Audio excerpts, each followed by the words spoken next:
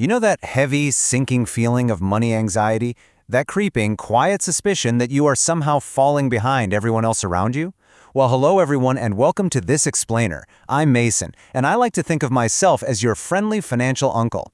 Today we are going to completely dismantle those traditional financial scorecards you see everywhere, and I'm going to show you why you might actually be doing significantly better than you think you are. Think about this for a second. What if there is a guy out there who is your exact age, earns exactly what you earn, and currently has 4 times your net worth?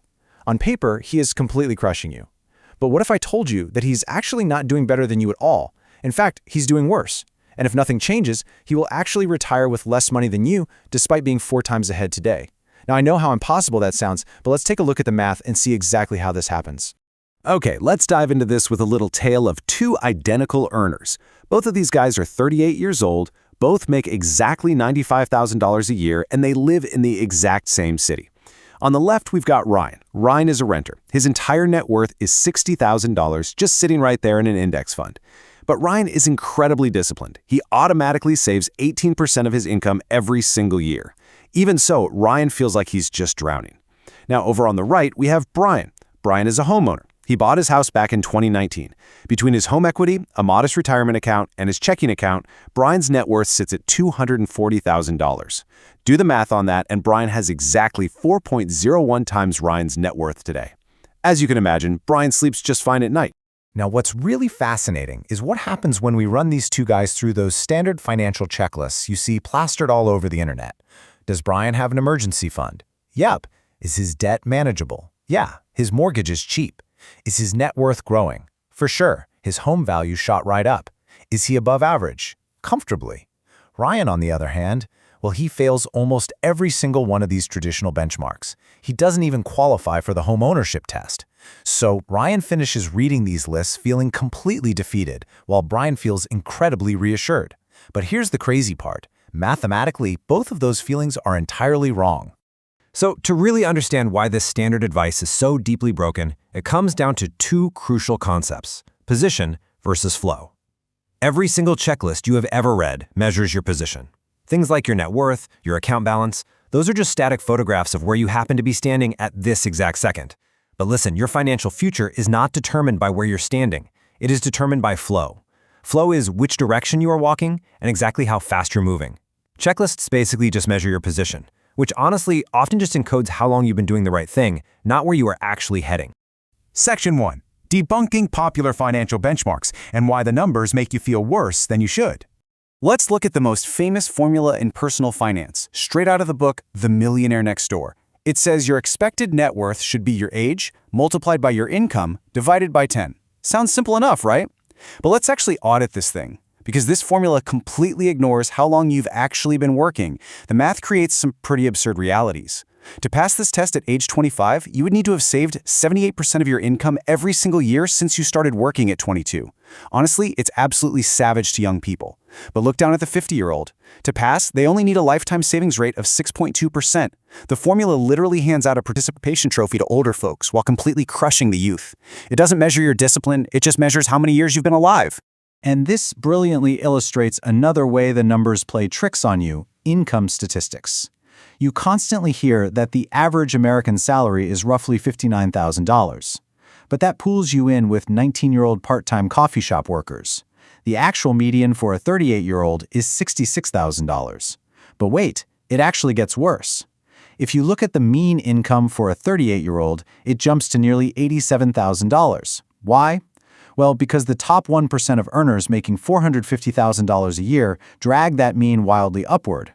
So you are basically getting lied to twice here. First, you're compared to teenagers, which gives you false reassurance. And then you're compared to a mean inflated by millionaires, which just crushes you.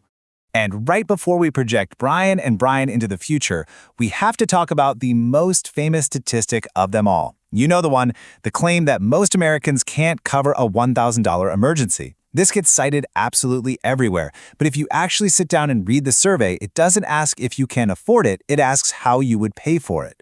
So, a guy with $80,000 in the bank who chooses to put a car repair on his credit card just to get those sweet reward points, he gets counted as someone who cannot afford the emergency. It measures preference, not capacity. You've been benchmarking yourself against figures that simply aren't telling the whole truth. Section 2. The long-term reality. Let's project Ryan and Brian all the way to age 65. First, I have to be completely fair to Brian, the homeowner. Brian only puts 4% of his gross income into his visible retirement accounts. That looks pretty pathetic next to Ryan's 18%, right? But that is not Brian's true savings rate. Every month, Brian pays his mortgage. Part of that is interest, sure, but part of it is principal. That principal paydown is a forced invisible savings mechanism moving straight onto his balance sheet. When we add that in, Brian's honest true savings rate is actually a very respectable 10.2%. He is doing a great job even if 60% of his savings are totally invisible to him on a day-to-day basis. So let's move to our timeline and see how this builds over the years. We'll give both of these guys a very realistic 7% real return on their investments. At age 38, Brian is ahead by a massive $180,000. At 45, the gap is starting to close, but honestly, neither man notices. But look right here at age 53. This is the crossover. At age 53, Ryan the renter hits $595,000 and Brian the homeowner is sitting at $585,000. The renter officially passes the homeowner. There is no notification on their phones, neither of them feels a single thing. But the exact same compounding that closed the gap is now going to open it up aggressively in the other direction. Because by the time they hit retirement at age 65, the outcome is decisive. Ryan retires with over $1.6 million, while Brian retires with just over $1 million. Ryan wins by $554,000. Think about that for a second. Over $500,000 in today's money separates two men who earn the exact same salary their entire adult lives, all because an 18% savings rate will eventually absolutely crush a 10.2% savings rate. Now, I know the objection that's probably shouting in your head right now. But Mason, what about house appreciation? I hear you, but the math just doesn't care. Even if we hand Brian a highly generous 3% real house appreciation above inflation every single year for 27 straight years, which, by the way, is better than the strongest sustained stretch in American history, Ryan still crosses him at age 62 and he still wins by $170,000. There is literally no realistic housing appreciation rate that saves Brian from the math. Brian's massive lead back at age 38 was just a snapshot of a single housing decision. It was essentially the weather, and he misread it as a permanent scorecard. Section 3. Your 3 real numbers. What you should actually be measuring instead.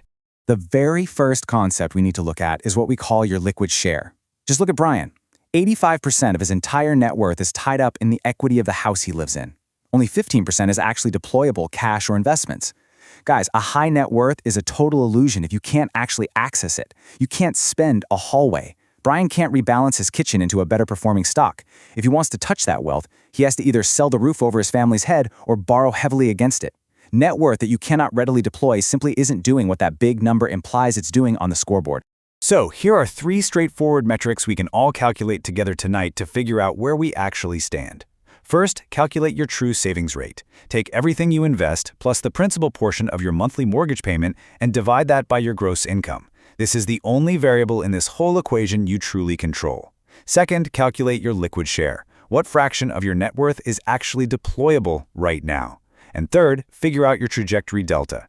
Project what you'll have at retirement based on your true savings rate and subtract what you will actually need. Don't obsess over the exact dollar amount here. Just look at whether the sign is positive or negative. Are you heading up or are you heading down?